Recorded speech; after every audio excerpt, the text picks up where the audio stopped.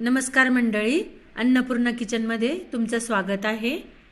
लहानांपासून मोठ्यांपर्यंत सर्वांसाठी पौष्टिक असणारे डिंकाचे लाडू बनवूयात। डिंकाच्या लाडूसाठी मी इथे 1 किलो खारीक गिरणीतून दळून आणलेली आहे। हे 350 ग्रॅम खोबरे मिक्सरला बारीक करून घेतलेलं आहे। 1/4 किलो गूळ आहे, तो असा बारीक चिरून घेतलेला आहे। आणि हे 350 ग्रॅम डिंक आहे।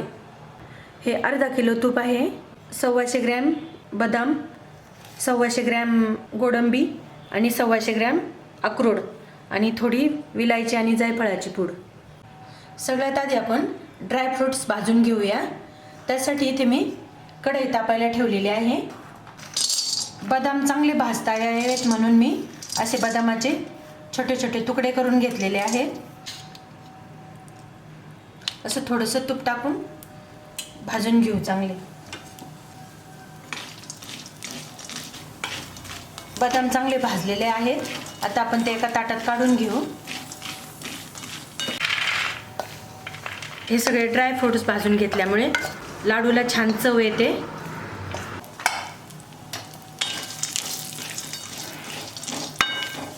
गोडंबी चांगली भाजून झालेली आहे, आपण काढून घेऊ ती।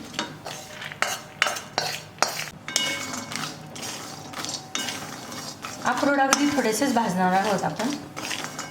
हे ड्राय फ्रूट्सचं प्रमाण आपल्या आवडीप्रमाणे कमी जास्त घ्यायचं।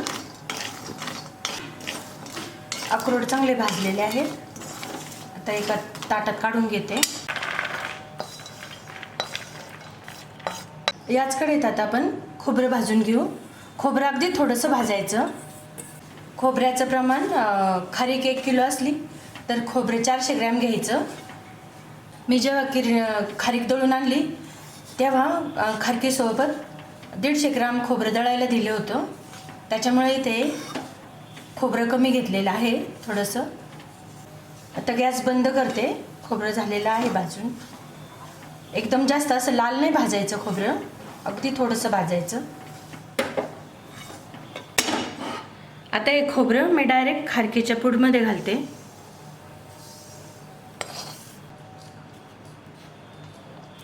आता याच कढईत आपण डिंक तळून घेऊ। डिंक तळण्यासाठी जरा थोडंसं जास्त तूप घालायचं। तूप तापलेलं आहे।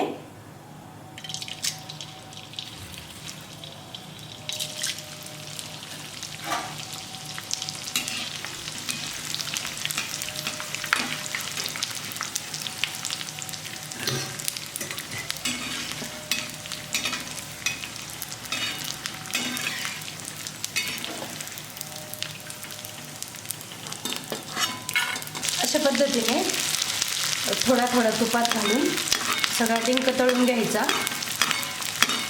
असा चांगला फुलतो डिंक।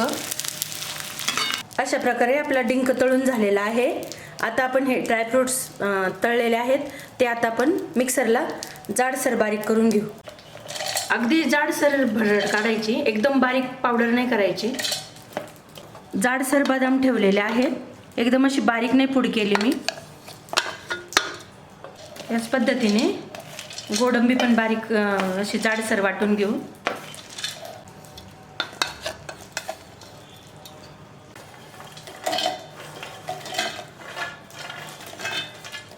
आता शेवटी अक्रोड।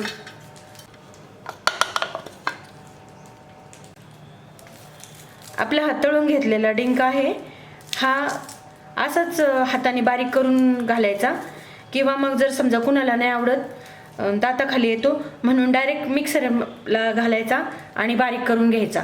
एकदम बारीक होतो मिक्सरला घातल्यानंतर। आता मी मिक्सरला घालून बारीक करणार आहे।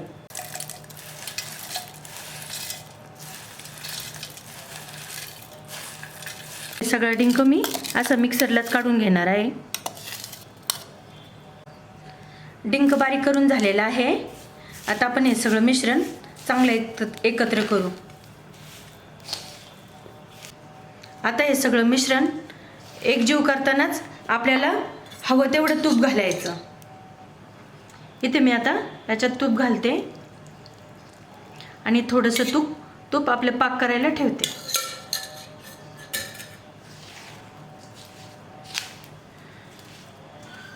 डिंकाचा लाडू करताना तुपाचं प्रमाण जरा व्यवस्थित पाहिजे.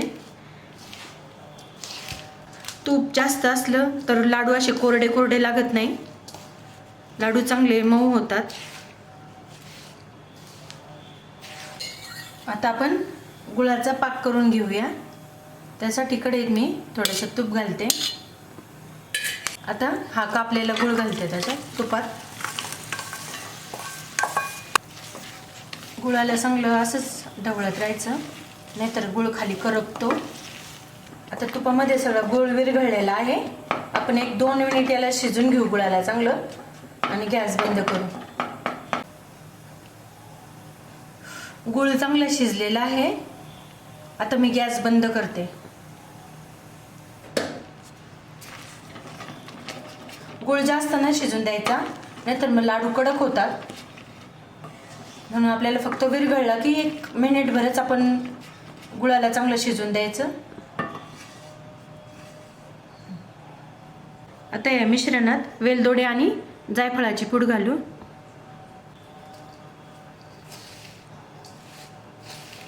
आता आपण हा गुळाचा पाक ह्या मिश्रणात घालू.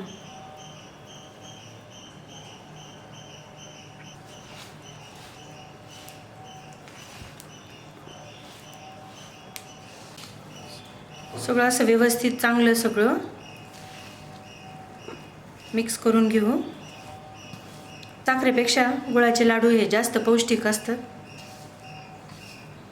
गुळ आवडत नसला तर साखर घातली तरी चालेल.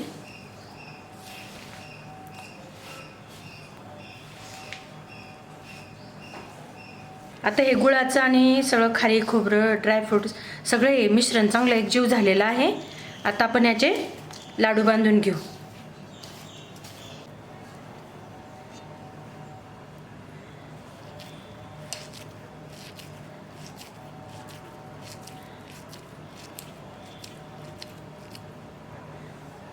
असे या साईजचे लाडू बांधून घेऊ आपण सगळे. अशा पद्धतीने आपले डिंकाचे लाडू आता सगळे बांधून झालेले आहेत. याच पद्धतीने सगळे ड्रायफ्रूट्स भाजून खोबरं भाजून हे लाडू बनवले तर अतिशय छान लागतात. चव लाडूत उतरते.